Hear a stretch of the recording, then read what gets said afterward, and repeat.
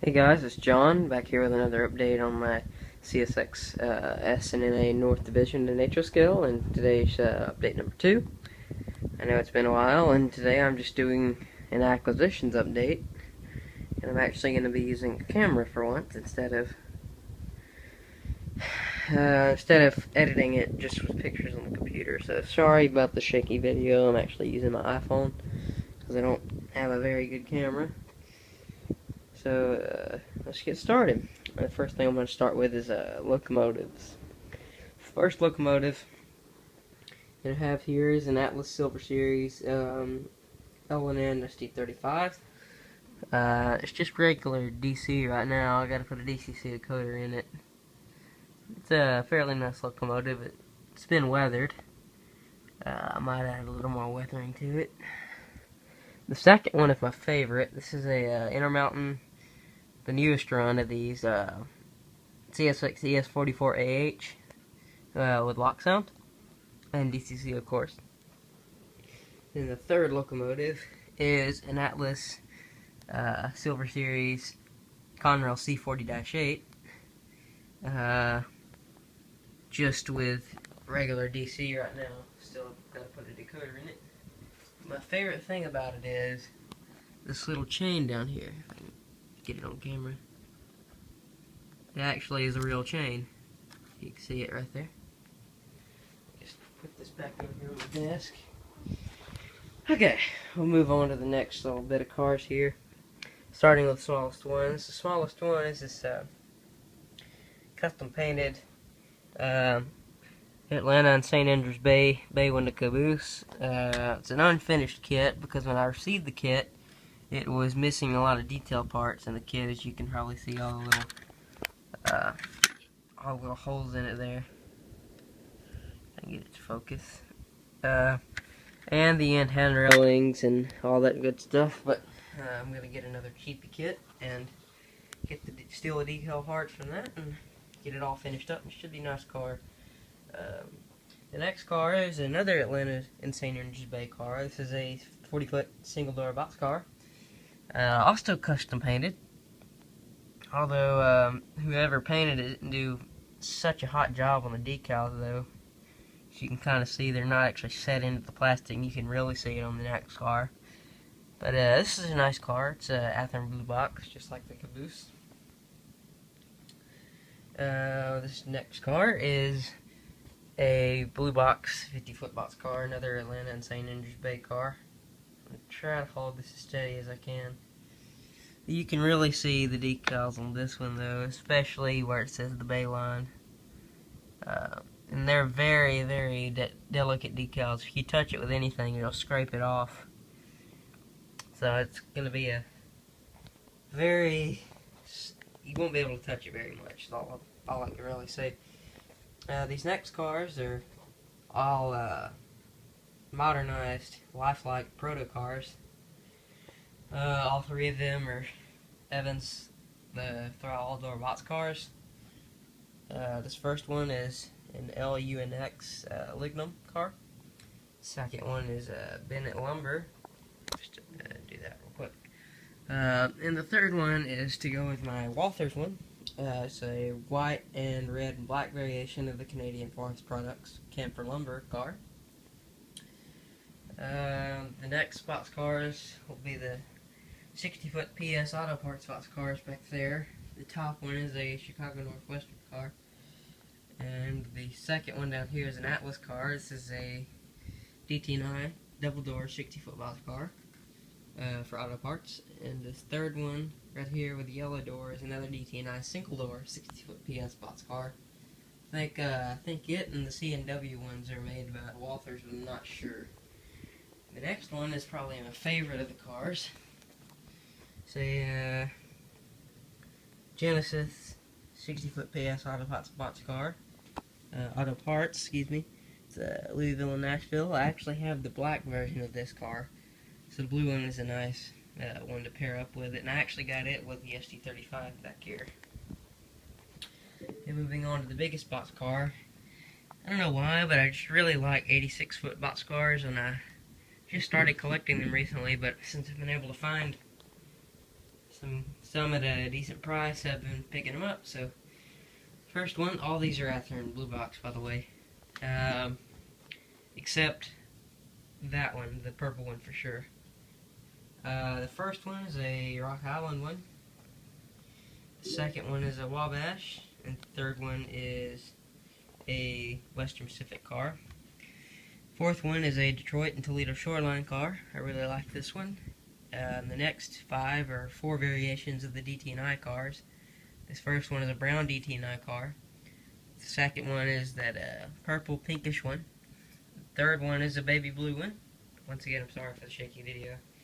And these last 2 are the orange variations, and they're different road numbers. These next ones are Ann Arbor cars. Ann Arbor is one of my favorite fallen flags besides Wabash. These first 2 are the older style Ann Arbor logo, and the top 2 are the last Ann Arbor logo that they had before they shut down in 1982. Moving on to gondolas. I got these 2 as a pair, and these 2 are really nice cars. They've been weathered, and one of these I'll show you in a second. These are 50-foot gondolas that have been modified for side loads. As you can see, the custom styrene load in there. But if you flip this Monon one up top, I don't know if you can see that. I get it to focus. There's actually grit in there, which I thought was a really nice touch. But put this one back. These next 2 cars are a pair of PS2 cars, and these are actually, if you would believe me, these are actually AHM cars that have been modernized with Caddies. And the next one is another lifelike proto car. It's been modernized. It's a chassis system air slide hopper. If I can get this Rock Island car to, I'll just sit it like that since we're done talking about these. These next cars are wood chip hoppers, hauled by Athearn. This is a Chesapeake in Ohio, 40-foot wood chip car. And these next 4 are original Norfolk Southern Company Athearn ready to roll cars, and these actually were in a 4-pack. I just didn't get the box because I bought them used, but they all have the wood chip load in them. It's not real though; it's molded plastic. Moving on to my grain cars that I got. I got 3 of these older style Ann Arbor FMC hoppers. They're all marked as CRDX, and they're all different road numbers. These are actually, I think they're, I check here. Yeah, these are blue box cars. These next 3 are also blue box cars. These are the newer logo Ann Arbor FNC hoppers, all different road numbers, and these are actually blue box. The 4th one is just like them too, except I have reason to believe that this is an Athearn ready to roll car, since the details are a little bit nicer and the car's printing is a little bit nicer. And I believe that all of these are custom painted. The next ones are ACF 3-bay hoppers, centerfold hoppers. I got 2 DT&I ones and the older DT&I logo. I got one with the newest DT&I logo before they went out of business. And up top I got 2 Ann Arbor ones. And then the last car that I've gotten recently is this DT&I ACF, I think it's a ACF 5701 4-bay hopper. But anyway guys, that's all I got to show you right now. I actually do have a new locomotive coming in, and it's actually a project locomotive. It'll be sent off to 2 different people for different things done to it. That's going to be my birthday present. It's going to be the pride of the fleet. And also with that, I have a Conrail caboose being sent to go with this Dash 8 and my GP35 up there. I don't know if you can see it on the top shelf there. Once again, I'm really sorry for the shaky video. I'm very shaky as I'm not feeling so well. But can't really get back there because I got all my train stuff in the floor so I can do inventory and all that stuff.